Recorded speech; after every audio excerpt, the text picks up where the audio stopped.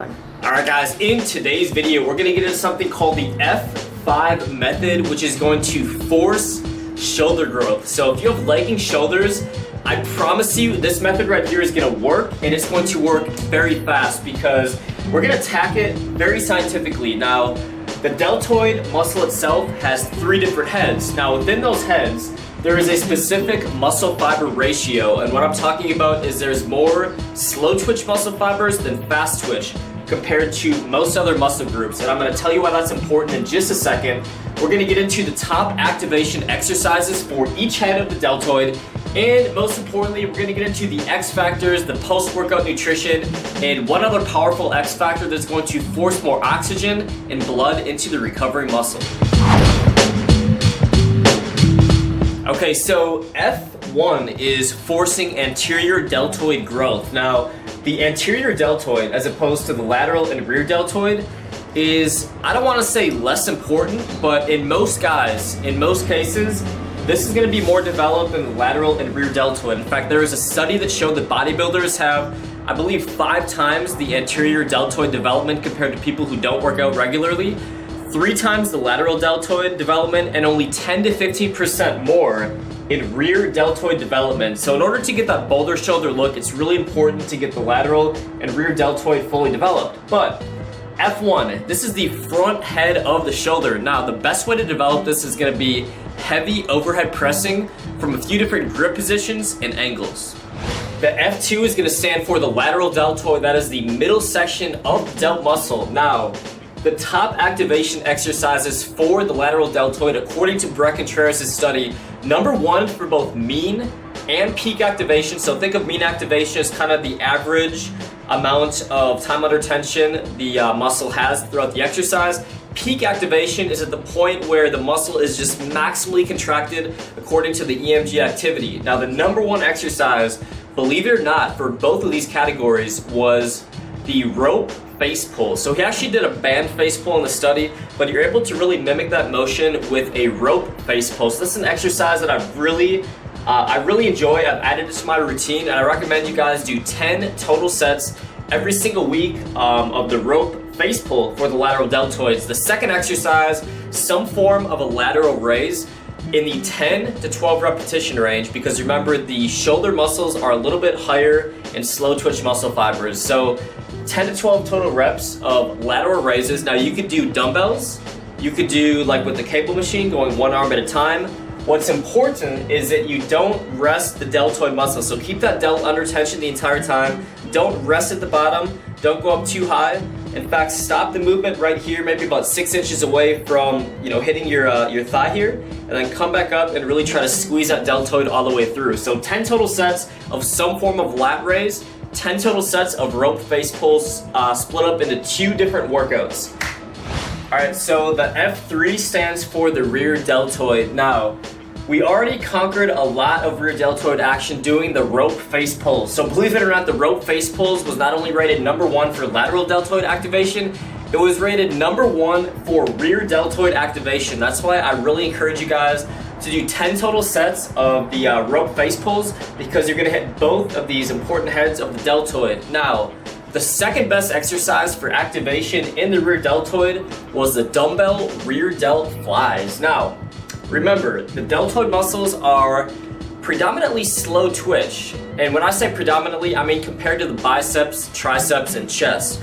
These muscle groups are higher in fast twitch muscle fiber proportion, so with those you want to go a little bit heavier and a little bit shorter rest times, maximize the intensity. Now with the deltoid, stuff like the dumbbell rear delt fly, you can really crank up the reps. I recommend doing a couple sets, maybe 12 to 15 rep range, and even trying burnout sets between 20 and 30 reps until complete failure. So I noticed my shoulders really started growing when I varied those rep ranges in a lot of my training. So you could apply that method with the dumbbell lat raise, definitely apply it with the dumbbell rear delt fly, and even with the overhead presses, don't be afraid to really crank it up and do those 20 and 30 rep sets. That's a form of metabolic stress, which is another way we build muscle mass. We got mechanical overload, basically getting stronger on the lift. We have metabolic stress, and then we have the muscle damage phase. So really crank up those high reps. Now, that is the F3 part. Let's get into the last 2 X factors to tie it all in together and force that deltoid growth.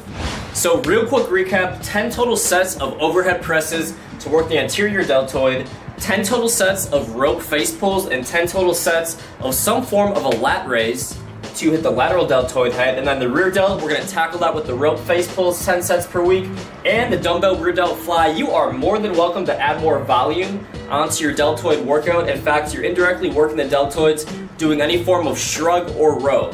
So feel free to add more volume, that's the bare minimum. Now, to tie this all in together and really make those deltoid gains, this one is the one that I think most people fail on. It is the 2-to-1 ratio of carbs to protein. And what I actually mean by this is 2 times your body weight. So the 2/1 means the ratio of carbs to protein, and also multiplied by your body weight in grams of carbs and protein. So 2-to-1 ratio. I will just use myself as an example. If I'm trying to get maximum growth in the deltoid muscle, being 200 pounds, that means, guess what? 400 grams of carbohydrates, 200 grams of protein. Now the carbs are gonna be more important even than the protein, believe it or not, because insulin, the most anabolic hormone in your body, and you're just gonna find that you get stronger. Your performance is gonna be absolutely insane. You're gonna fill up the glycogen in those deltoid muscles, so you're gonna like the way that you look in the mirror a lot better. And then most importantly, insulin is so anabolic, it's gonna shuttle those amino acids into your cells to ignite that deltoid growth, and insulin is a very powerful growth hormone in the body. So 2 times your body weight in carbs, if you do that, you tie that in with this training, you guys are gonna see some results. So I do lots of brown rice, I do sweet potatoes, try to eat a little bit of fruit, and of course, if you guys are struggling to get in all of those carbohydrates and calories, none other than one of our famous mass building smoothies. Now, the F-5 is a rich piano concept, and it's something that I really like doing with arms, whether it being buys, tries, or shoulders. It's a concept of feeder workouts. So what feeder workouts basically mean is the night after you work out, and maybe even the next day while your muscle is recovering, you're gonna pump fresh blood and oxygen into that working muscle right before you go to bed. So the best way to do a feeder workout is you're not actually damaging the muscle, because remember, we're trying to recover at this point.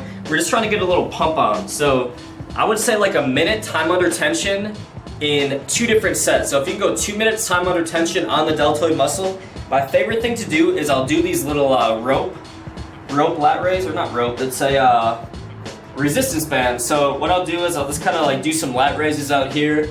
I'll have a little stopwatch. I'll go 60 seconds time under tension. So I'll do about like 30 to 40 seconds right here. Just trying to keep the tension right on the lateral deltoid head. And once you get a nice shoulder pump, what you can do is kind of like work into isometrics. So doing this, for instance, is tensing the rear deltoids, also the lateral deltoids. If you really want, you can bring it all the way back here. Once again, great tension right on the rear and lateral deltoids.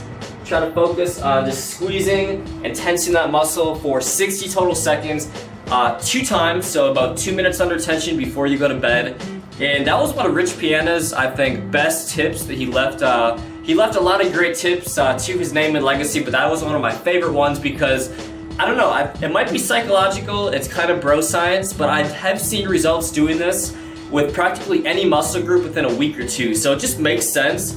You're not damaging the muscle by like lifting heavy weight, you're pumping fresh blood and oxygen right into the muscle that's trying to recover and grow. And I don't see, even if it's not like a crazy difference between you doing it and not doing it, there's no way it's actually hurting the muscle. Obviously you're not gonna get smaller by like always pumping fresh blood and oxygen into the muscle. So it's one of my favorite tricks. I'm still waiting on the like official science on why it works so well, but I'm gonna continue to do it in the meantime. So thank you guys so much for watching, and I will see you on the next video.